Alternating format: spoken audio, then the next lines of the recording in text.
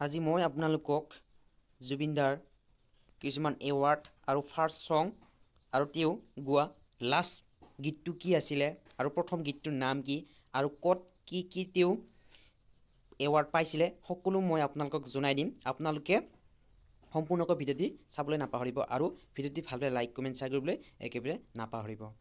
মই আপোনালোকক এইখিনি আপোনালোকক জনাবৰ বাবে এই ভিডিঅ'টো মই বনাইছোঁ যাতে আপোনালোকেও জানে। আপোনালোকে কেৱল জুবিন দাক ভাল পালেই নহ'ব, আপোনালোকে তেওঁৰ বিষয়েও জানিব লাগিব।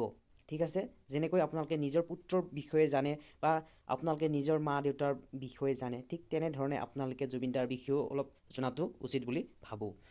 তেনেকৈ মই আপোনালোকক পোনপ্ৰথমে জনাওঁ যে আমাৰ জুবিন দাই তেওঁ নেশ্যনেল এৱাৰ্ড পাইছে 2009 চনত আৰু গ্ল'বেল ইণ্ডিয়ান ফিল্ম এৱাৰ্ড পাইছে তেওঁ 2006 চনত ইয়া আলি, আৰু এই ইয়া আলি গানটোৰ দ্বাৰাই তেওঁ 2006 চনত গ্ল'বেল ইণ্ডিয়ান ফিল্ম এৱাৰ্ড পাইছে আৰু ছেভেৰেল প্ৰাগ চাইন এৱাৰ্ড পাইছে।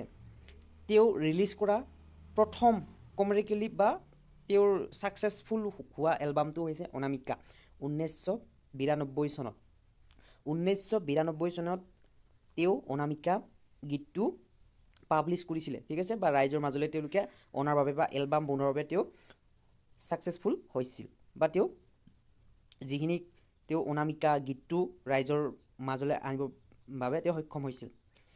ফাৰ্ষ্ট কম্প'জ ছং গানে কি আনে, আৰু তেওঁ he last known major work was the song Ya Ali from the 2006 film Gangster. ফিল্মখনৰ নাম হৈছে গেংষ্টাৰ। সেই গেংষ্টাৰ ফিল্মখনতে ইয়া আলি গীতটো গাইছিলে। ঠিক আছে, মই পোনপ্ৰথম আপোনালোকক মই জনাইছোঁ যে মই আগতেও জুবিনৰ বিষয়ে চাইছিলোঁ, কিন্তু কিছুমান কথা মনত নাছিলে। মই যাতে নিজেও মনত থাকে আৰু আপোনালোকক মই জনাই দিয়াটো উচিত বুলি ভাবোঁ।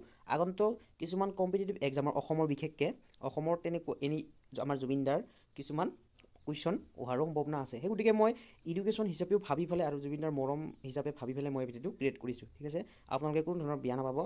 মই আপোনালোকক জুবিন দাৰ বিষয়ে জানিবৰ বাবেও এই ভিডিঅ'টো ক্ৰিয়েট কৰিছোঁ আৰু লগতে আগন্তুক কম্পিটিটিভ এক্সামত অসমৰ আমাৰ জুবিন দা কম্পিটিটিভ এক্সামৰ তেওঁৰ কুৱেশ্যনসমূহ দিবই, এইটো 100%। মই কোনো ধৰণৰ বনাই কোৱা কথা নহয়।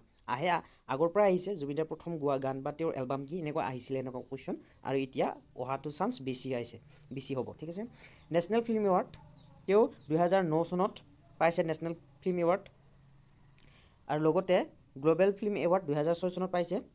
ইয়া আলি এই গীতটোৰ বাবে তেওঁ গেংষ্টাৰ মুভিখনত গাইছিলে। Prag cine award 2020 actor popular Kanchanjangha ফিল্মখনৰ বাবে তেওঁ 2020 চনত পাইছিলে।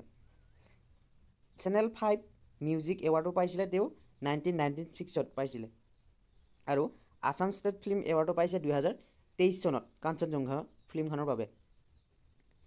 ফিল্ম ফেয়াৰ এৱাৰ্ড পাইছে তেওঁ এছামিছ, তেওঁ 2024 বৰ্ষত পাইছে।